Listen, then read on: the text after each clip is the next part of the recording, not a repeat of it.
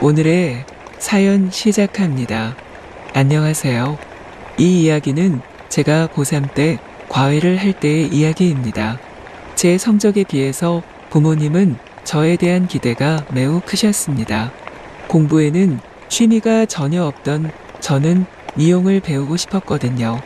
그런데 부모님은 제가 사자가 들어가는 대단한 직업을 갖길 원하셨어요. 그렇게 제가 좋은 대학을 가기 원하셔서 하고 싶지 않았던 과외를 시켜주셨습니다. 학교가 끝나고 바로 집으로 오라고 하던 날, 집으로 바로 갔더니 웬 남자가 거실에 엄마와 함께 앉아있더라고요. 과외 선생님이라고 소개를 합니다. 과외에 전혀 관심이 없던 저는 얼굴도 제대로 보지 않고 핸드폰만 만지고 있다가 엄마에게 등짝 스매싱을 맞은 기억이 아직도 생생합니다. 등짝을 한 대 맞고 정신 차리고 쳐다본 과외 선생님 얼굴이 귀여운 스타일이었어요. 앉아있어도 커 보이는 키와 깔끔하게 생긴 얼굴, 그냥 잘생겼습니다. 시는 공평하지 않다는 말을 이럴 때 쓰는 건가 싶을 정도로 공부도 잘하는데 얼굴도 잘생긴 그런 사람이었습니다. 그렇게 과외 선생님과 인사를 하고 첫 수업이 시작되었습니다. 제 수준이 어느 정도인지 모른다며 여러 가지 문제를 내어주고 문제를 풀며 첫 수업은 어영부영 끝이 났습니다. 선생님이 가시고 저는 엄마에게 과외하기 싫다고 투덜대었어요. 공부하는 게 정말 싫었거든요. 엄마는 수능 볼 때까지 얼마 남지 않았으니 그때까지만 하라고 하더라고요. 어차피 성적은 좋지 않으니 수능 끝나고 미용 공부 시작하자는 생각이었어요. 다음날 학교를 마치고 과외 수업을 위해 집으로 왔어요. 제가 도착하고 얼마 있지 않아 선생님도 오셨어요. 선생님은 제가 좋아하는 스타일의 옷을 입고 오셨는데요. 옷차림새도 마음에 들었지만 움직일 때마다 풍기는 향수 냄새가 코끝을 자극시켰어요. 수업엔 집중도 되지 않고 저도 모르게 선생님만 쳐다보다가 선생님이랑 눈이 마주쳤어요. 선생님은 집중 안 하냐며 씩 웃어주셨는데 저는 그 웃는 모습을 보고 선생님에게 반하는 계기가 되었답니다. 그 뒤로는 수업에 더욱 집중을 하지 못하게 되었어요. 자꾸만 선생님이 기다려져 그렇게 하기 싫던 과외 수업이 기다려지더라고요. 선생님은 저에게 제안을 하나 하였습니다. 부모님이 원하시는 대학에 가게 된다면 제 소원을 들어준다고 하였어요. 선생님이 제 마음을 마치 알고 있는 듯한 제안이었습니다. 근데 공부라면 학을 떼던 제가 선생님의 제안에 미친 듯이 공부를 시작하였습니다. 어릴 적부터 부모님께서 기본은 가르쳐 놓으셨기 때문에 뒤늦게 시작한 공부가 왠지 재미있게 느껴졌습니다. 수업 시간에도 선생님 보느라 바빴던 저는 수업에 집중하여 공부를 하였고 학교에서도 친구들이 미쳤냐고 말할 정도로 제가 달라졌어요. 그렇게 미친 듯이 공부만을 했어요. 과외 수업을 하는 날은 학교가 끝나고 미친 듯이 달려와 씻고 예쁜 옷으로 갈아입고 있고 용돈을 모아 향수도 하나 샀습니다. 선생님은 수업을 하다 말고 저에게 향수 뿌렸냐며 향기 좋다고 말해주었어요. 그 사소한 한마디에 저는 날아갈 듯 기분이 좋았습니다. 그렇게 19살 인생의 사랑이 뭔지 알게 되었답니다. 미친 듯이 공부한 결과를 보는 수능 당일 부모님의 기대를 안고 저는 수능을 받고 결국 부모님이 원하는 대학에 합격했습니다. 친구들은 인간 승리라고 하였고 선생님은 합격 소식을 듣고 저희 집으로 달려와 저와 엄마와 함께 부둥켜 안고 즐거워했답니다. 저는 선생님에게 약속한 것을 지켜달라고 하였어요. 선생님은 소원이 뭔지 말하라고 하였고 저는 약 2달 뒤 성인이 되면 소원을 말하겠다고 하였어요. 선생님은 뭔가 알고 있는 듯 웃으셨어요. 그리고 12월 31일 저는 친구들과 약속을 잡았고 친구들과 성인이 된 것을 축하하기로 하였어요. 12시가 되기만을 기다렸고 드디어 12시가 되었어요. 친구들과 소리를 지르며 성인이 된 서로를 축하해주고 있는데 카톡이 울립니다. 과외 선생님 카톡이었어요. 성인이 된 걸 축하한다고 연락이 왔습니다. 그리고 그동안 학생이었기 때문에 말하지 못하였다고 저에게 좋아한다고 고백을 하였어요. 저는 친구들과 소리를 지르다 말고 바닥에 주저앉아 버렸어요. 너무 좋기도 하였지만 너무 놀랐거든요. 친구들은 인간 승리하더니 결국 성공하였다고 저를 축하해 주었습니다. 저는 친구들과 잠깐의 시간을 보낸 뒤 과외 선생님에게 달려갔습니다. 수능이 끝났기 때문에 2달가량 보지 못했거든요. 이게 제 소원이었습니다. 제가 고백하려 했지만 과외 선생님이 먼저 고백을 해주었기 때문에 저는 지금 당장 보고 싶다는 소원을 말하였어요. 제가 달려가니 과외 선생님은 2팔 벌려 저를 반겨주었고 저를 꽉 끌어안아 주었습니다. 그리고 고백을 받아주는 거냐고 물어보기에 저는 부끄러워 대답도 하지 못하고 고개만 끄덕였습니다. 안겨있는 그 순간에도 과외 선생님한테는 좋은 향기가 풍겼습니다. 그렇게 저는 부모님이 원하는 대학에 가고 첫눈에 반한 과외 선생님과 연애를 시작하였습니다. 남자친구는 저와 6살 차이 나는 오빠였고 모두가 가고 싶어하는 대학을 가고 과외 선생님 알바를 하고 있는 거였어요. 남자친구와 술 한잔을 하며 이런저런 이야기를 하는데 남자친구가 이야기해 주더라고요. 저희 집에 처음 온 날 버릇없이 핸드폰 만지다 등짝을 맞는 저를 처음 보고 첫인상이 너무 귀여웠다고 합니다.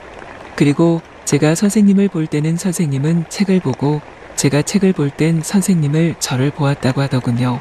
소원을 들어주겠다는 제안 역시 일부러 계획을 세운 제안이었다고 하더라고요. 밥 사달라고 하거나 어른이 되고 술 사달라고 하거나 그런 소원을 말할 것 같았다네요. 술을 한잔하고 남자친구가 자취하고 있는 자취방으로 함께 향했습니다. 남자 혼자 지내면 지저분할 수도 있는데 깔끔하게 정리되어 있고 좋은 향기가 가득했습니다. 부모님에게는 친구네서 자고 온다고 거짓말을 하고 저는 남자친구네서 자고 가기로 했습니다. 남자친구는 집에 온 여자가 처음이라며 안절부절 못하며 저보다 더 부끄러워했어요.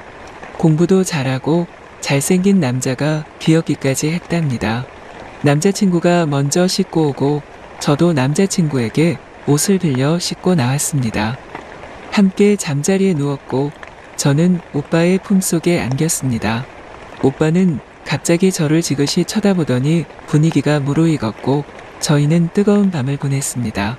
저는 첫 뜨거운 밤에 부끄럽기도 하였지만 오빠를 더욱 느낄 수 있어 너무 좋은 시간이었습니다.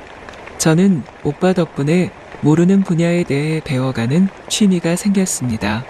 오빠에게 많이 배우고 도움을 받으며 서로에게 득이 되는 연애를 하고 있습니다.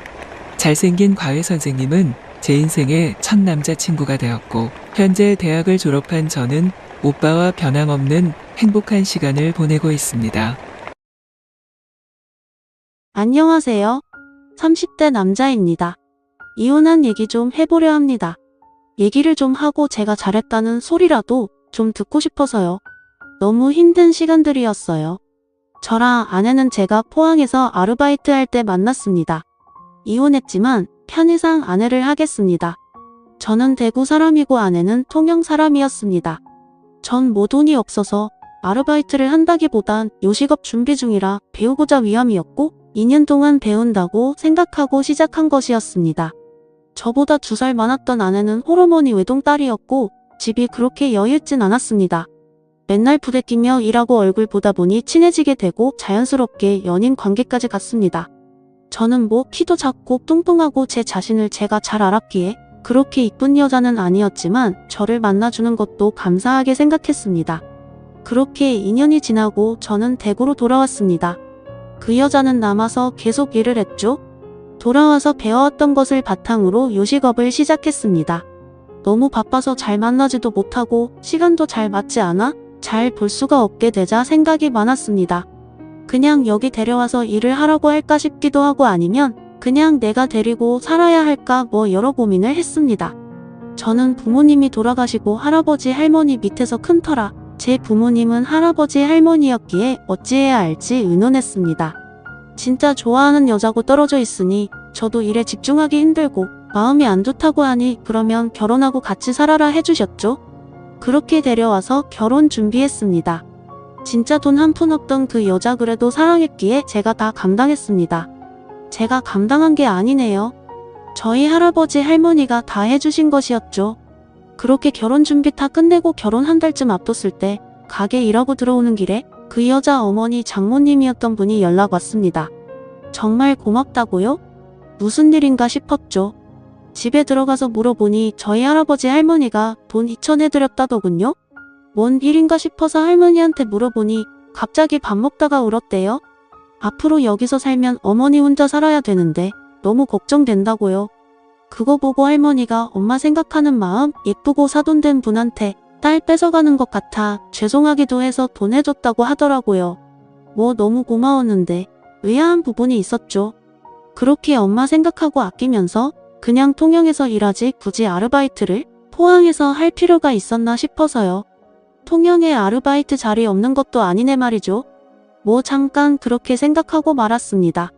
그냥 할머니 할아버지한테 너무 죄송해서 결혼하면 정말 잘해드리려 했습니다. 집이며 가게며 결혼이며 다 지켜주시는 것이었으니까요. 이제 결혼했으니 정말 효도해야지 생각했고 요새 말하는 대리효도도 어느 정도 기대했습니다. 왜냐하면 정말 그거 바랄 정도로 정말 다 해줬으니까요. 그러다가 어느 날 저한테 정말 대도하는 걸로 시비를 걸기 시작했습니다.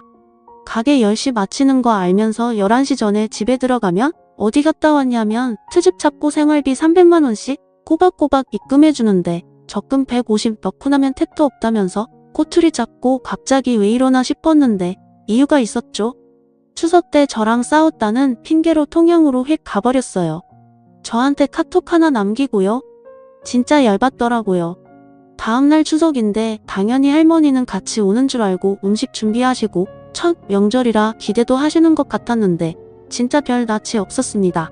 어쩔 수 없이 제가 장모님 아파서 급하게 내려갔다고 둘러댔는데 실망하신 표정이 아직도 잊혀지질 않네요. 명절 딱 끝나면 올라왔더군요. 진짜 이딴 식으로 할 거냐고 썩내니 원하는 바 이뤄서 그런지 미안하다고 하더군요. 할 말 없었죠. 정말 열심히 잠 줄여가며 노력했는데 조금 대중성이 떨어지는 메뉴라 그런지 가게가 2년 만에 문을 닫게 되었습니다. 손해도 많이 보고 할머니한테 죄송스럽기도 하고요. 꼭 성공할 거라 생각했는데 처음 해보는 장사라 시행착오가 많았고 제가 부족했던 탓인지 결국 그렇게 되어버렸죠. 일단 손해를 많이 본 터라 돈을 벌어야 했기에 타일 현장 대무도로 일을 했습니다. 밤에는 배달 대행하고요. 정말 열심히 했는데 생활비 좀 줄이자고 하니 무조건 다 채워서 가져오라고 하더군요. 원래 고정적으로 하는 지출이 있는데 갑자기 어떻게 줄이냐고요. 정말 몸이 부서지게 일했습니다. 딸도 태어난 상태고 또 임신했던 상태라 책임감이 강하기도 했고요. 너무하다는 생각은 했었죠. 정말 결혼 후에 10원 한 장 안 벌어왔으면서 심지어 모아놓은 돈까지 다 친정해주고 내 돈으로 다 결혼했으면서 이렇게 좀 힘든 시기에 같이 돈 벌어줄 순 없어도 위로 좀 해주고 좀 같이 이겨나가길 바랬는데 말이죠. 정말 섭섭했던 일이 한두 개가 아니었습니다. 말하는 것도 시울도 없어서 좋아했더니 할아버지 할머니가 시울도 만들려고 한다고 했을 때는 진짜 미쳤나 싶더라고요. 그렇게 이뻐하고 도와주고 혹시나 노인네도 시집살이 시킨다는 말 들을까봐 10분 거리 사는데도 밥 먹으러 오라고 하는 것도 망설이시던 분들이었습니다. 저 힘들까봐 생필품 사실 때 같이 사서 주신다고 같이 장 보러 가자고 하는 건데 그걸 임신한 며느리 진꾼시킬라 한다던 진짜 최악의 여자였습니다. 그러다가 저한테 제대로 걸리게 된 거죠. 제가 결혼 전에도 말했습니다. 집도 해주시는 거니까 나중에 돈 벌면 가게 얻어주신 돈은 꼭 갚고 싶다고요. 그래서 지도 알겠다고 했고요. 돈 있을 때 전략하자 싶어서 한 달에 150만 원, 200만 원씩 무리해서 적금 든 거고 가게 접고 경제적으로 좀 어려워 꺼내 쓰려고 했어요. 곧 할머니 팔순이기도 하고 돈으로 드리면 또 안 쓰고 모으고 있다가 저한테 줄 것 같아서 평소에 세발 전동 오토바이 사고 싶어 하셔서 그거 사드리려고요. 그래서 그 좀 달라 하니 만기돼서 다시 적금 넣었다고 하더라고요. 넣은 지 얼마 안 돼서 빼봤자 상관없으니까 지금 빼자 하니까 자꾸 안 된다기에 돈이 필요할 때 써야지 뭐하러 모으냐고 썩내니 그제서야 돈 없다고 하더군요. 어디 갔냐고 하니 친정 도와줬대요. 아파트로 이사했다더군요. 얼추 2년 동안 3천만 원 되는 돈인데 참 진짜 황당해서 앞으로 돈 관리 제가 한다고 하니 뭐 궁시렁 대길래 소리 질렀어요. 넌 돈 관리가 아니라 그냥 뒤로 돈 빼돌리는 거 아니냐고요. 나는 진짜 땡볕에 개고생하고 집에 와서 또 오토바이 타고 위험하게 일하는데 그런 거 생각이냐 해봤냐 하니? 그러니까 가게 운영 잘하지 소리 지르기에 진짜 이 여자는 안 되겠구나 싶었습니다. 그냥 싹 무시하고 지내기로 마음먹었습니다. 애들 둘이나 있는데 내쫓을 수도 없고요. 며칠 뒤에 할머니가 반찬 좀 가져준다고 집에 가신다고 전화 왔어요. 그래서 일하던 중이라 내 하고 어차피 애들 엄마 집에 있으니 신경 끄고 있었는데 그날 저녁에 집에 갔는데 엘리베이터 내리니 문 앞에 반찬통이 있더라고요. 뭔가 싶어서 들어가니 할머니 안 왔냐고 하니 왔다고 하더군요. 그런데 왜 반찬통 밖에 있냐 하니 아 산다고 초인종 소리 못 들었대요. 말이 됩니까? 바로 할머니한테 전화하니 몇 번이나 누르고 전화도 했는데 안 받았다고. 뭐 목욕탕이나 간 줄 알았다고 하더군요. 비밀번호도 제가 가르쳐 드렸는데 그냥 들어가시지 하니 그럼 요새 며느리들은 싫어한다 하셨어요. 진짜 억장에 무너져 내려서 넌 도저히 안 되겠다 했습니다. 내가 진짜 할아버지 할머니 마음 아프실까봐 이혼까지는 안 하려 했는데 도저히 안 될 것 같다고 이혼하자 했습니다. 그러니 뭔 소리냐고? 그럼 애들은 어쩌고 자기한테 줄 위자료는 있냐며 난리치더군요. 모르겠고 합의 이혼 안 하면 이혼 소송이라도 할 생각이다. 너 여태 한 행동들 이혼 사유 충분하고 어차피 다 내 돈으로 결혼한 거고 너 만나서 까먹으면 까먹었지. 번 돈도 없고 모은 도마저 털어갔으니 그 돈까지 받아내기 전에 그냥 그거 위자료로 생각하고 조용히 도장 찍으라 했습니다. 그랬더니 심각성 느꼈는지 미안하다고 앞으로 할머니 할아버지한테 잘한다고 하게 필요 없고 애들 키울 능력 안 되니까 애들은 내가 키울 거라 하니 절대 안 된다 하기에 그냥 소정하자 하고 집 나왔습니다. 그리고 할머니 집 가서 말씀드렸어요. 도저히 힘들어서 안 되겠다고 그간 있었던 일 얘기하니 강아지가 고생 많았는데 그것도 몰랐다며 안아주셨습니다. 이혼해도 괜찮냐고 하니 네가 힘들면 그렇게 해야지. 네가 행복한 게 할머니한테 가장 중요하다고 하시더군요. 정말 죄송스러웠습니다. 이런 분들인데 며느리라고 눈치 보셨을 거 생각하니 정말 마음도 아프고 이제라도 잘해야겠다 싶었습니다. 결국 합의혼했습니다. 여기저기 물어보니 뭐 줘야 할 위자료도 없다 하더군요. 3천만 원 가져간 것만으로도 다행이라고 생각해야 한다고요. 애들은 할머니가 통화시키는데 너무 죄송스럽지만 너무 좋아하셨습니다. 얼른 정말 좋은 사람 만나 걱정도 덜어드리고 편하게 해드리고 싶은데 저도 걱정이 많네요. 그 여자는 뭐 후회한다느니 애들도 보고 싶고 당신도 보고 싶다느니 밤만 되면 술을 먹는 건지 감성에 젖어 연락 오는데 애들 엉망이 나니 차단은 못하지만 마음은 전혀 동요하지도 않습니다. 진짜 지겹게 해주기만 했고 이해만 했네요. 장모님이었던 그분도 정말 너무했습니다. 딸이 그렇게 명절 때마다 집에 오면 반갑긴 하겠지만 그렇게 행동하는 거 아니다라고 혼내는 게 맞다고 생각하는데요. 저를 얼마나 부자를 생각했는지 몰라도 딸이 주는 큰돈 넙죽넙죽 받고 저한테는 말 한마디 없이요. 참 너무했어요. 이제 둘이 손 붙잡고 잘 살길 바랍니다. 뭐 얼마나 잘 살지는 모르겠지만요. 읽어주셔서 감사합니다. 다음 사연입니다. 안녕하세요. 저는 현재 55세로 30살에 얼마 전 결혼한 아들과 29살 딸을 가진 엄마입니다. 아들 부부가 결혼을 한다고 해서 이참에 결혼 비용으로 쓰라고 아들과 딸에게 모두 똑같은 금액으로 돈을 나눠줬습니다. 금액은 여기에 밝힐 수는 없지만 서울 중심가의 전세집 정도는 됩니다. 남편과 저는 아들과 딸을 내보내면서 조금 쓸쓸하면 어쩌지라고 우려했지만 지금 생활이 너무 만족하고 살고 있어요. 돈 주면서 아이들 내보내고 저희가 원래 살던 집은 처분하고 작은 집으로 이사 왔는데 둘이서만 산 게 언제였었는지 지금 너무 행복해요. 남편도 며칠 전에도 저랑 소주 한잔하면서 이사도 하고 작은 집으로 오고 아이들이 없으니 마치 신혼으로 돌아간 기분이라면서 너무 편하다고 하더군요. 이제는 더는 옷을 신경 안 쓰고 거실에 누워있어도 되고 설거지거리가 쌓여 있어도 둘이서 가위바위보해서 이긴 사람이 즐겁게 설거지도 합니다. 저희 부부는 남들이 보기에 약간 개인적인 성향이 있었다고 할 수 있지만 저희는 둘 다 각자의 공간이 중요한 사람들입니다. 그런데 아이들 키우느라 개인보다는 애들을 더 신경 쓰면서 살았어요. 옛날에 남편이 스타크래프트를 좋아했는데 아이들 때문에 못하고 살다가 이제 본인 서재에서 열심히 배워서 쉬는 날 전날에는 거의 밤을 새우다시피 하고 놉니다. 이제 눈치 보면서 챙겨야 할 어른도 적고 신경 쓸 아이들도 없으니 둘이서 아주 좋아해요. 저는 흡연을 하는데 혹시나 아이들 신경이 거슬릴까봐 엄청나게 신경을 썼는데 남편이 이사한 날 땡땡아 오빠가 허락할 테니 오늘은 거실에서 편하게 담배를 피워 물론 거실에서 그날 이후로 담배를 피웁니다. 이렇게 둘이서 노는 것처럼 너무 좋은데 아들 부부가 적게는 일주일에 한 번, 많게는 일주일에 두세 번을 찾아옵니다. 그런데 누군가가 온다고 하면 집도 치워야 하고 밥이라도 먹는다고 하면 밥도 해야 하는데 너무 부담스럽습니다. 더군다나 저나 남편은 둘 다 아직 일도 잘하고 있어서 지쳐서 퇴근하고 오면 그냥 편하게 있고 싶은데 자꾸 오니까 편히 쉬지를 못해요. 시어머니랑은 같은 동네에 살았는데 시어머니도 오시기 전날 늦어도 저녁 때는 연락하셨는데 얘네들은 그날 아침에 출근 준비하는데 오겠다고 통보를 합니다. 남편이 어느 날에 둘러서 이야기를 했더니 바보 같은 아들놈이 서운하다고 하더라고요. 저희 부부가 아들놈이 이렇게 해도 한동안 그냥 받아줬던 이유는 저희 부부가 처음에는 결혼에 대해 조금 반대를 했어요. 저희 딴에는 며느리의 부족함보다 아들이 준비가 덜 된 것 같고 며느리도 벌써 결혼하기에 조금 어리다고 생각을 했기 때문입니다.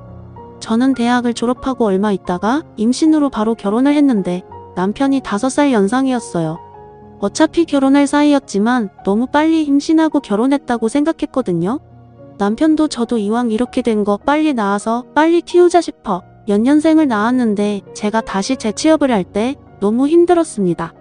지금 생각해보면 운도 꽤 따랐다고 생각을 해요. 다행히 제가 취업을 할 쯤에는 남편도 돈을 잘 벌게 되어서 남편과 저, 부모, 시어머니, 친정어머니가 돌아가면서 아이들을 봐주게 되어 지금은 저도 작지만 안정적으로 사업을 하고 있고요. 그때 힘들었던 기억이 있기에 저희 부부가 결혼을 조금 미루라고 조언을 했었는데 그게 반대처럼 느껴졌었는지 며느리가 자주 왔습니다. 그러다가 얼마 전 남편과 아들이 결국 언쟁을 높이는 일이 생겼습니다. 며느리가 임신을 했는데 지금 4개월 조금 넘었습니다. 저보고 아이를 키워달라고 하더군요. 돈은 한 달에 100만 원 정도 줄 수 있다고요.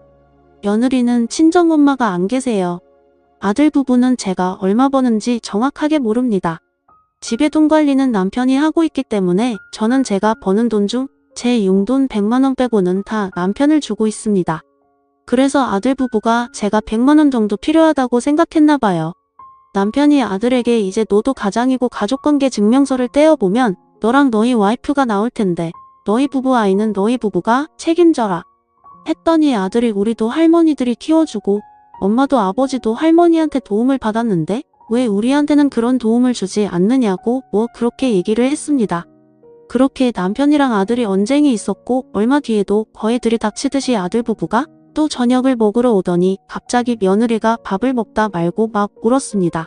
이 집에서 본인은 너무 남 같다고 본인이 얼마나 마음에 안 들면 앞으로 태어날 손주도 안 봐주신다고 그러냐며 우는데 솔직히 한편으로는 화도 좀 났지만 아이도 가졌는데 울면 건강에 해로울 것 같아서 일단 달래서 보냈습니다. 아들이 남편한테 며칠 전에 따로 만나자고 해서 나갔더니 아들이 돌려서 얘기를 했지만 결론은 손주를 봐주던가 아님 베이비시터 비용을 지원해달라는 내용이었다고 합니다. 남편이 저한테는 웃으면서 아들한테는 내 마누라는 내가 지키고 내 마누라는 내가 지켜라라고 했다고 하면서 내 마누라는 내가 잘 지킬 테니 걱정 말고 오빠만 믿어. 그러면서 술 취해서 잠이 드는데 남편도 엄청나게 속상했나 봅니다. 보통 취해서 잠들 정도까지 술을 마시는 건 속상할 때만 있는 일이거든요. 저희 회사 직원한테 물어보니 베이비시터 비용은 대략 300만 원 정도 되는 것 같더군요. 돈이 문제가 아니라 너무 괘씸합니다. 아들, 딸 여태껏 잘 키웠다고 생각하고 살았습니다. 저희가 주어진 환경에 맞춰 정말 정성껏 아이들을 키웠습니다. 아들 말대로 좋은 시어머니 만나서 제가 일한다고 할 때 여자도 일도 하고 사회생활을 해야지 발전한다고 적극 찬성하셔서 아이들은 시어머니가 키워주셨습니다. 다른 사람들은 시어머니가 그렇게 힘들게 했다는데 저희 시어머니는 그러지 않았거든요. 그래서 시어머니 편찮으시다고 할 때 저희 부부가 직접 집에서 모시고 보살폈습니다. 낮에는 요양보호사, 저녁에는 부부가 돌아가면서 돌봤습니다. 그런 건 보지 않고 아들 부부는 지금 당장 자기 아이만 생각하는 것 같습니다. 이렇게 길게 쓰다 보니 속에서 갑자기 부하가 나네요. 제 얼굴에 침 뱉는 거지만 며느리는 여우고 아들은 멍충이입니다. 보통 아이들이 결혼하면 이런 건지 우리 애부부는 이런 건지 이제는 이런 것도 헷갈릴 정도입니다.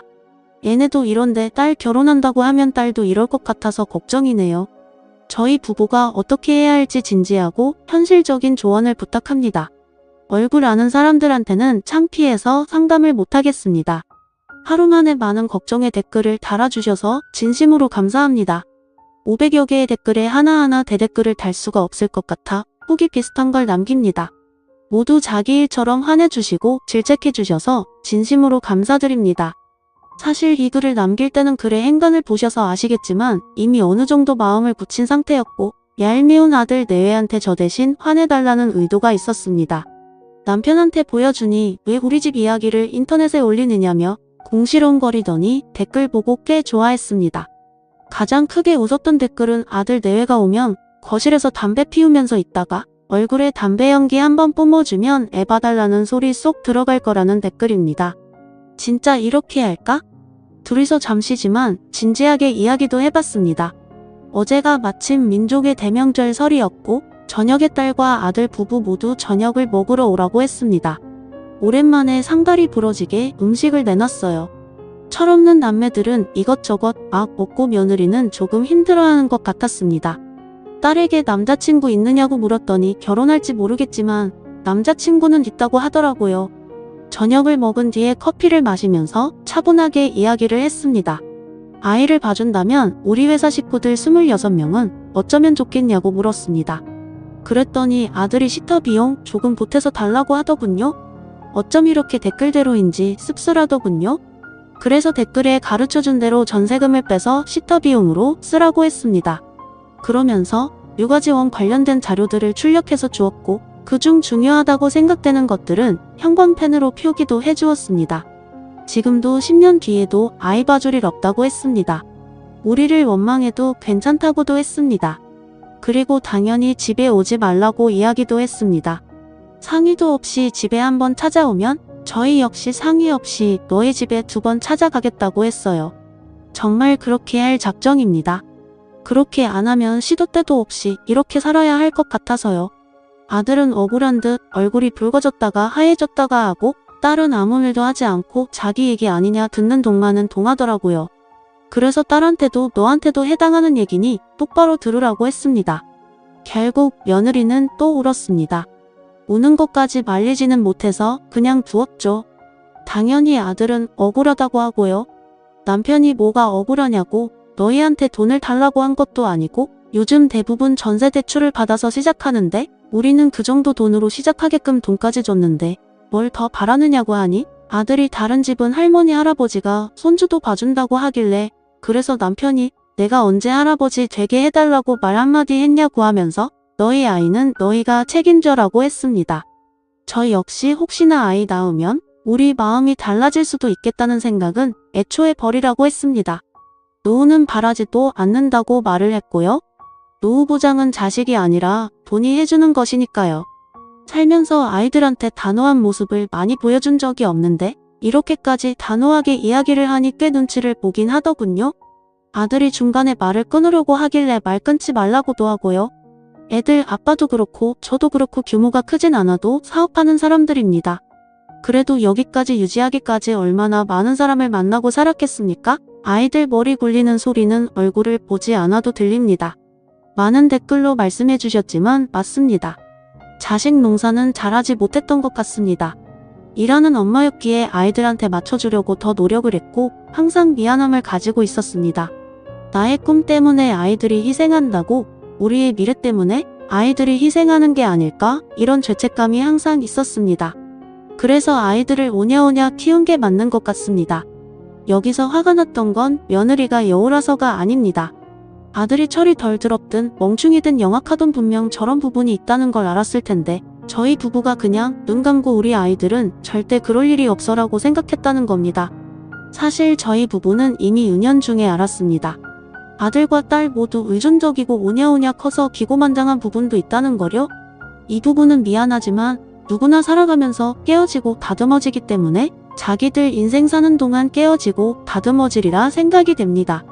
앞서 밝혔듯이 제 나이는 55세입니다. 댓글들 중 손주 안 보여준다고 할 거라고 하더라고요. 그런데 저희 부부는 잘 모르겠어요. 이런 글을 쓰면 어떻게 생각하실까 싶은데 사실 할아버지 할머니가 된다는 것이 엄청나게 기쁘거나 그렇지는 않았습니다. 물론 아들 부부가 기특한 마음도 있고 저희도 주변에서 본 것이 있으니 좋은 산후조리원을 예약해 주었고 임신 초 하선물로 아들 차도 바꿔주고 며느리 좋은 가방도 선물로 주었습니다. 하지만 정작 저희 부부가 할아버지 할머니인 게 기쁜지는 잘 모르겠습니다. 제 대학 동기들이랑 아직 몇몇 연락하면서 지냈는데 할머니는 저밖에 없습니다. 그래서 자꾸 친구들이 땡땡 할머님 이러면서 놀리기도 합니다.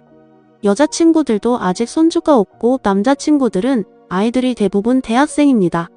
저희 남편 친구 중에는 여자친구들 정도만 손주가 이제 생기는 정도입니다. 저희 부부가 생각할 때 할머니나 할아버지는 등은 굽고 머리가 새하얗고 이도 빠진 그런 모습이어서 그런가 봐요. 상황이 이렇다 보니 손주 안 보여준다고 해도 서운할 것 같지는 않습니다. 물론 정작 태어나서는 또 모르겠죠? 저희 부부는 X세대니 뭐니 하며 언론에서 한참 떠들어댈 때 친구들은 열심히 홍대니 강남이니 압구정이니 놀러 다닐 때 아이 낳아서 씨름하다가 IMF에서 겨우 살아남고 몇 번의 고비를 넘겨 이렇게 저렇게 여기까지 왔습니다. 55세엔 60세라는 나이는 여기 계신 젊은 분들이 보기에는 나이 많은 호호할머니 같아 보여도 제 나이 55세면 신혜라 씨, 유준상 씨, 윤종신 씨랑 동갑입니다. 그분들도 할아버지로 보이지는 않잖아요. 저도 똑같다고 생각을 해요.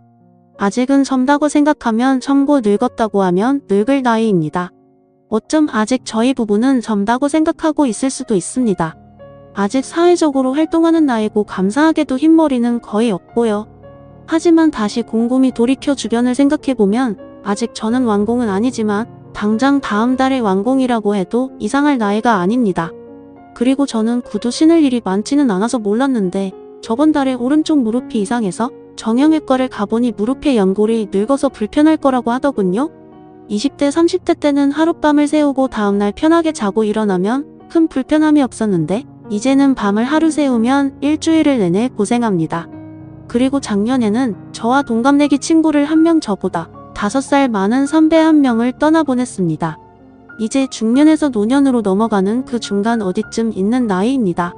인터넷에서 유명한 말이 있는데 90세 할머니의 조언 중 하나가 늙어서 가장 억울한 건 나는 언제 한번 놀아보나 그것만 보고 살았는데 놀아보려고 하니 다 늙어서 놀지 못한다라는 것입니다.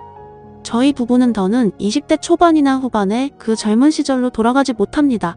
그렇다고 아이들을 낳은 것을 후회하지도 않습니다. 그 젊은 시절로 돌아가지도 못하고 절절하게 서로 그리워하던 그 어린 시절로 돌아가지도 못하지만 남은 이 시간은 한 번도 경험하지 못한 생활을 하고 싶습니다. 앞서 말한 바와 같이 저희는 임신을 먼저 하면서 결혼을 빨리 하게 되어 신혼생활이라는 게 없었습니다. 물론 제 옆에 있는 이 남자는 그때의 20대 혈기왕성한 오빠가 아니고 저 역시 발랑 까져서 자고 가자고 했던 그 20대 대학생이 아닙니다. 그 시절로 돌아갈 수는 없지만 아직 조금이라도 힘이 남아있을 때 온전하게 둘이서만 살아보고 싶습니다. 저희가 언제까지 이렇게 살 수 있을까요? 주변 어른들을 보니 온전하게 걸어다니는 시간은 75세가 넘으면 힘들더라고요. 그럼 저는 20년 남편은 15년 남은 거예요. 아이들 키운 시간보다 훨씬 적게 남은 겁니다. 그래서 이렇게 살려고 합니다. 담배 냄새 몸에 배일까봐 신경을 안 쓰고 편하게 피우고 집에서는 브래지 안 하고 티셔츠에 짧은 바지를 입고 있고 피자에 맥주도 밤에 먹고 남편은 스타크래프트도 편하게 하고 볼록 나 혼배 신경 안 쓰고 티셔츠 없이 트렁크 팬티만 입고 돌아다녀도 되는 집밥 늦은 시간 안방이 아닌 내 집 어디서나 남편과 쑥덕거릴 수 있는 집 그런 집에서 살고자 합니다. 지금 너무 행복합니다.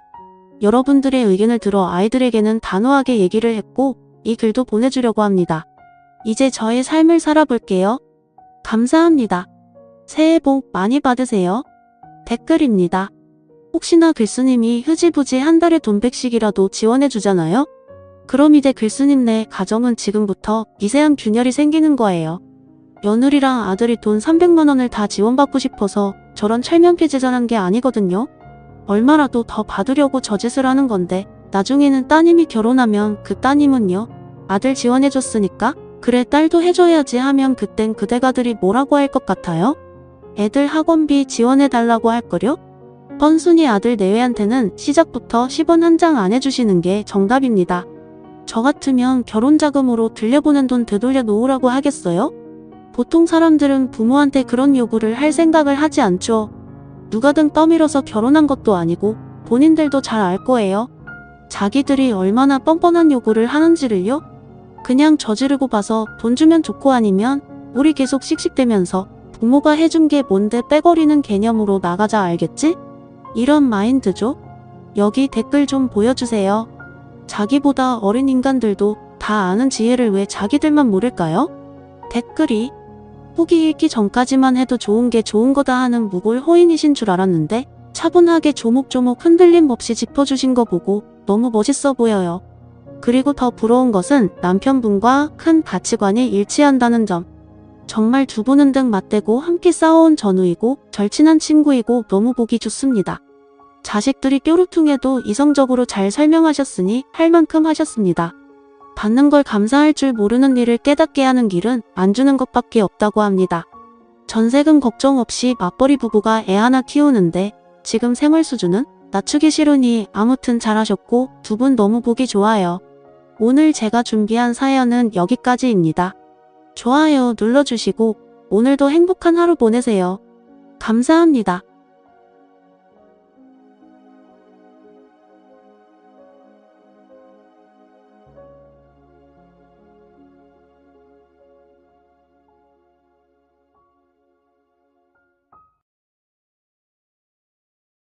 오늘의 사연 시작합니다. 안녕하세요. 저는 30대 여성입니다. 다들 저를 보고 손가락질을 하며 늘 제가 문제라고 하는데 정말 그런 건지 판단해주세요. 남자들에게 인기가 많은 편이었어요. 학창 시절부터 지금껏 솔직히 남자가 끊이질 않았습니다. 그런 저는 연애를 즐기는 사람이 아니에요. 남자가 싫은 건 아닌데 이상하게 사귀게 돼서 제 남자가 되면 매력이 떨어졌습니다. 현재 남자친구는 그래도 제가 정신 차리고 만나보려고 꽤 애를 쓰는 중이에요. 저도 결혼이 하고 싶거든요. 남자친구와는 지인의 소개로 만났는데 그 지인이 제 남사친입니다. 주변에 저를 여자로 보는 남자도 많지만 남사친도 매우 많거든요. 남사친에게 이제 정신 차리고 연애를 할 테니 좋은 사람을 소개해달라고 해서 만난 사람입니다.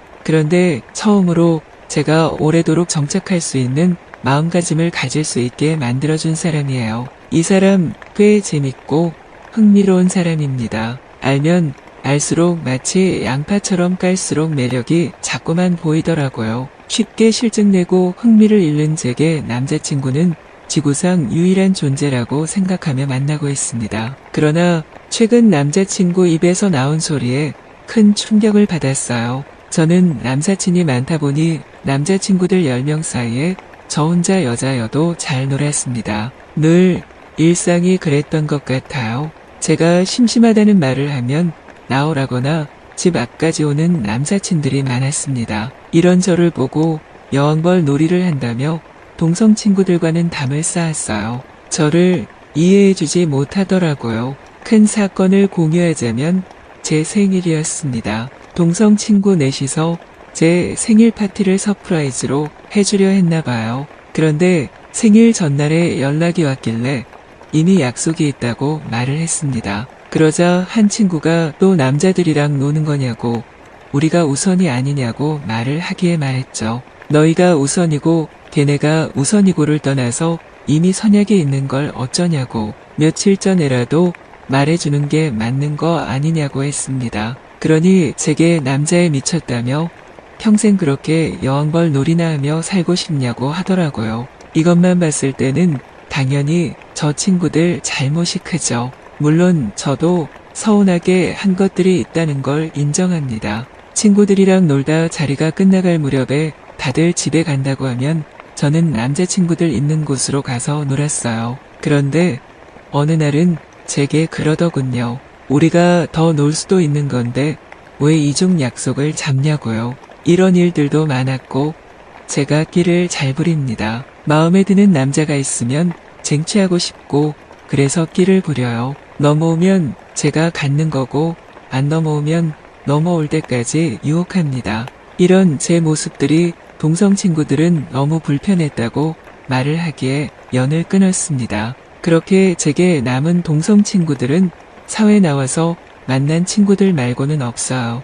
그래도 전 상관없었습니다. 이게 저라는 사람인데 제가 싫다는 사람과 억지로 실랑이 하면서 살고 싶지는 않았거든요. 남자들과 한 곳에서 놀다 보면 간혹 여자 얘기가 나오곤 하죠. 이럴 때 저는 질투심을 느낍니다. 사람에 따라 다르긴 한데 저만 신경 써줬으면 좋겠거든요. 그만큼 제가 설레게 해줬으니까요. 친구들이 말한 것처럼 어쩌면 저는 여왕벌로 사는 이 인생을 즐기고 있는 것 같기도 합니다. 누군가에게 피해를 준 적은 없는데 이게 문제일까 싶었어요. 그런데 최근 남자친구 입에서도 네가 여왕벌이냐는 말이 나왔습니다. 왜 자꾸 도대체 왜 남자친구도 있는 여자가 남자들 사이에서 그러고 있냐고 하더군요. 남자친구가 이렇게 화가 난 이유는 제가 남사친들과 하룻밤을 보냈습니다. 서울의 유명한 고급 호텔 스위트룸을 잡아놨다고 하기에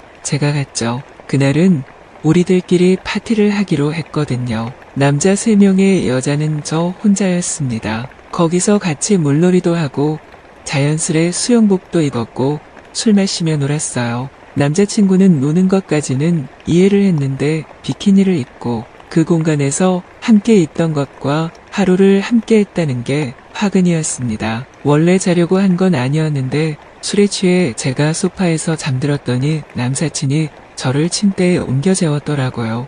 물론 제 옆에서 누가 잔 건 아닙니다. 이걸 알게 된 남자친구가 화를 내면서 제게 미쳤냐고 하는데 좀 짜증이 났습니다. 더 웃긴 건 그렇게 싸우다 기간이 길어져서 4일 정도 서로 대화를 안 했어요. 그러다 만났는데 만나자마자 간 곳이 호텔이었습니다. 저희가 호텔에 방문하는 목적은 단 하나거든요. 말 그대로 사랑하는 것입니다. 제대로 대화도 안 하고 서로 쳐다보지도 않는데 그 와중에 호텔로 데려온 남자친구를 더 애태우고 싶어서 안 해줬습니다. 그러자 제게 남사친 중 한 명이랑 했냐는 말을 했어요. 다른 건 몰라도 그 말은 절대 내뱉지 말아야 했는데 선을 넘은 거죠. 전 여기서 남자친구에게 헤어지자는 말을 내뱉고 나왔습니다. 그 이후 연락이 오는데 절대 받지 않고 있어요. 제가 여왕벌 놀이를 하고 남자들 밝히고 좋아하는 건 인정해요.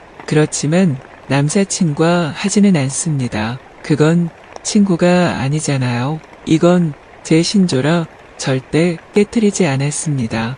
시간이 지날수록 웃기게도 남자친구가 생각이 났어요. 이런 적이 정말 처음이라 당황스럽더라고요. 사람들이 이별 후 힘들어하는 게 바로 이런 거구나를 난생 처음 느껴봤습니다. 그만큼 제게 남자친구도 소중한 존재였고 큰 존재였던 것이죠. 이제 와서 잡을 용기는 없고 잡더라도 이렇게 살지 말라고 할 텐데 어떻게 해야 할지 모르겠더라고요. 제가 여왕벌 놀이를 하며 남사친들을 이리저리 조종하려고 하며 질투하는 건 모두 사실입니다. 그러나 그 이상을 하지는 않아요. 그저 내 사람들이고 저와 함께 즐기는 이 시간에 집중을 해주길 바라는 것 같습니다. 솔직히 여왕벌로 산다는 게 그렇게 큰 잘못인지 정말 모르겠어요. 말이 여왕벌이지 딱히 하는 게 없습니다. 그렇다고 남사친들에게 저를 좋아하라고 꼬시려고 유혹하는 것도 아니고요. 사실 이 사건은 숨기려고 했는데 이왕 말한 거 시원하게 다 털어놓을게요. 남사친 중 한 명이 남자친구랑 친하게 잘 지냈습니다. 유독 그 친구만 남자친구가 좋아라 했고 그래서 더 편하게 만났어요. 그런데 그 친구랑은 알게 된 지가 얼마 안 된 친구라 그런지 실수를 했습니다. 남자친구네 집에서 셋이 술을 마신 적이 있는데 그날 술김에 처음에는 남자친구인 줄 알고 위로 올랐거든요. 점점 어둠에 익숙해지면서 얼굴이 보이는데 남사친이길래 놀라서 내려가려는데 잡더라고요. 근데 그 분위기가 너무 야릇해서 저도 모르게 분위기에 취해 실수를 했습니다. 알고 보니 남자친구는 작은 방에서 뻗어 자고 있었어요. 이 실수는 저와 그 친구와 아는 비밀이라 남자친구가 알 수는 없는데 솔직히 찔리긴 합니다. 앞으로는 절대 남사친과 이런 실수를 하지 않을 건데 제가 남자친구를 잡을 수 있는 방법이 뭐가 있을까요? 남사친을 관여 안 하는 조건으로 좋은 방법 알려주세요.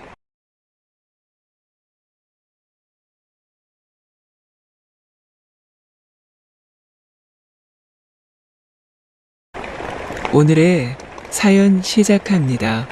안녕하세요. 22살 휴학 중인 여대생이에요. 전 어렸을 때부터 늘 부모님의 관심과 지나친 사랑으로 자유롭지 못했습니다. 그래서 전 22살이 되어서야 처음 알바라는 걸 시작할 수 있었는데요. 부모님은 그마저도 과외 같은 알바를 하길 원하셨지만 저에겐 알바 로망 같은 게 있었습니다. 그건 바로 카페 알바였는데요. 친구들과 밥 먹고 카페를 자주 가곤 하는데 그때마다 카페 아르바이트생들이 눈에 들어왔었어요. 일하면서 아르바이트생들이 수다를 떨고 하하호하는 그 모습들이 왜 그리 부러웠는지 그래서 전 결심했죠. 카페 알바를 집에서 가까운 곳에 하게 되면 부모님의 간섭이 걱정되었기에 최대한 집에서 거리가 있는 곳으로 지원을 했고 얼마 후에 지원했던 카페 한 곳에서 면접을 보러 오라는 연락을 받았습니다. 면접을 보러 간 카페는 크기가 크지도 작지도 않은 적당한 크기의 조용한 카페였습니다. 드디어 대망의 첫 출근 날 카페 사장님은 알바가 처음인 저에게 카페 일을 하나하나 처음부터 자세히 잘 알려주시더라고요. 그렇게 어느덧 한 달의 교육기간이 끝났습니다. 오전엔 혼자서 일해도 될 만큼 한가했지만 점심시간엔 근처 회사들이 많아서 직장인들이 우르르 몰렸기에 혼자서는 불가능했고 점심시간쯤 사장님이 출근을 하셔서 둘이서 일을 했습니다. 손님들이 몰릴 땐 말 한마디 없이 둘이 일에만 집중을 했습니다. 너무 바쁜 탓에 잦은 실수가 있었음에도 불구하고 사장님은 크게 나무라지 않고 그냥 눈 감아 주시더라고요. 어느 날은 비가 아주 많이 내렸어요. 그래서인지 점심시간에도 손님이 거의 없었습니다. 카페를 출근하게 된 지 거의 한 달 반쯤 지났을 때였는데 처음으로 사장님과 마주서서 이런저런 얘기를 나누게 되었고 그때 처음 사장님에 대해서 조금은 알게 됐어요. 나이는 30이고 사는 곳과 여자친구는 없음 등등 개인적인 얘기들을 조금씩 들려주시더라고요. 그런데 처음엔 사장님의 그런 개인적인 농담이나 이야기들이 사실 저에게 크게 와닿진 않더라고요. 관심도 없었습니다. 늘 부모님이라는 틀 안에 학교와 집밖에 몰랐던 제 22살 인생의 남자라는 단어 자체가 익숙지 않았으니까요. 그래서 사장님도 그저 일하는 카페 사장님일 뿐 그 이상도 이하도 아니라고 생각했습니다. 그렇게 저의 카페 알바 생활이 3달쯤 되었을 때 사장님이 첫 회식을 제안하시더라고요. 그래서 회식 날짜를 잡게 되었고 저녁에 일하는 남자 아르바이트생이 있었는데 그 아르바이트생과 셋이서 마감을 끝내고 회식 자리를 갖게 되었습니다. 남자 둘, 나 혼자 여자인 생각만 해도 불편한 자리였지만 이 또한 사회생활의 연장이라고 생각하고 애써 밝은 표정을 지어 보이며 회식에 참석했습니다. 처음엔 너무 어색했지만 역시나 술이 한 잔씩 들어가게 되니 뭔가 편해지는 것 같았고 점점 말이 많아지고 있는 저를 발견했습니다. 어느 순간 전 매번 인사만 하고 서로 이름도 모르고 있었던 마감하는 알바한테도 오빠라는 호칭을 쓰고 있었고 사장님한테까지도 오빠라는 호칭을 쓰며 그 누구보다도 텐션이 올라가 있었습니다. 그렇게 우리 셋은 시간 가는 줄 모르게 신나는 회식을 즐겼어요. 어느덧 시간이 흐르고 마감 알바 오빠는 일이 있다며 먼저 일어났고 전 사장님과 둘이 남게 됐습니다. 셋이 있다가 둘이 되니 조금 어색한 기류가 흘렀지만 그 또한 잠시뿐이었고 또다시 사장님과 저는 신나게 술을 마시고 있었어요. 너무 신나게 먹다 보니 시간은 금세 새벽 1시가 되었고 저는 부모님의 불나는 전화를 이기지 못하고 집에 들어가야 했습니다. 사장님은 밤이 늦었으니 집 앞까지 데려다 주겠다고 하시더라고요.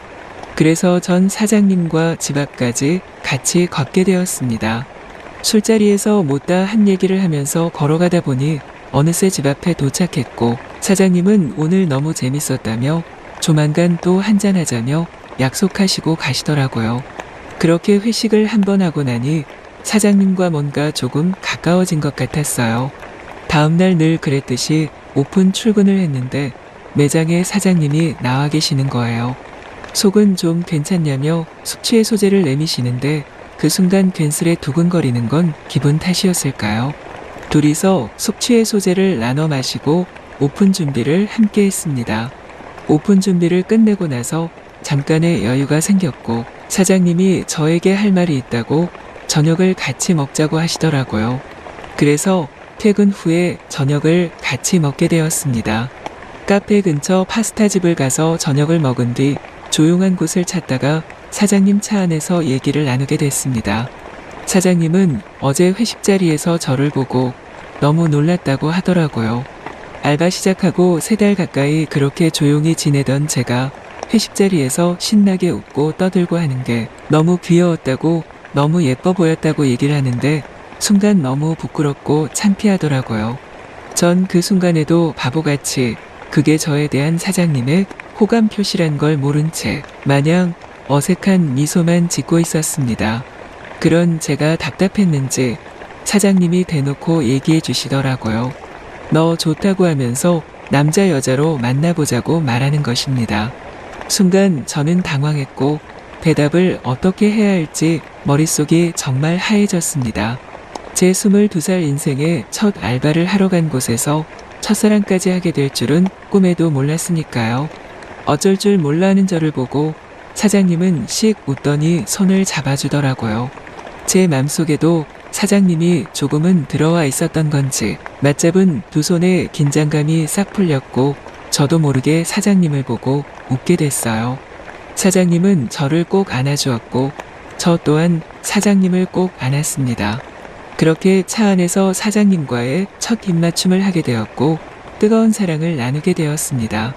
그 모든 게 처음이라 잔뜩 긴장하고 있던 저를 본 사장님은 멋쩍은 웃음을 보이며 더 꼭 안아주며 안심시켜 주었고 그런 사장님에게 전 더 끌리는 것 같았습니다. 그렇게 저는 사장님과 제 인생 첫 연애를 시작하게 되었습니다. 사장님과 연인이 되고 난 후 카페 출근하는 발걸음은 더 가벼웠고 하루하루가 재미있고 즐거웠습니다. 첫 연애이기에 감정에도 서투르고 표현에도 서투른 저에게 사장님은 더 큰 사랑을 주었고 그런 사장님이 전 너무 고마웠고 그만큼 더 많이 좋아졌습니다. 매장에서 함께 일을 할 땐 저도 모르게 너무 좋아서 애정 표현을 하다가도 혹시나 손님들이나 마감 아르바이트생에게 들킬까 쉬쉬하며 우리만의 비밀 연애를 하는 재미도 쏠쏠하더라고요. 그런가 하면 우리 커플도 여느 커플들과 다름없이 사소한 문제에 서로 삐지거나 다투기도 하지만 그 또한 서로 알아가는 연애의 과정이라 생각하고 잘 헤쳐나가고 있고 제 첫사랑을 멋지게 지키려고 노력 중이랍니다. 처음 카페 알바를 시작하고 그 안에서 첫사랑을 키워나가고 있는 저 스스로에게 잘하고 있다고 칭찬해주며 하루하루를 보내고 있습니다.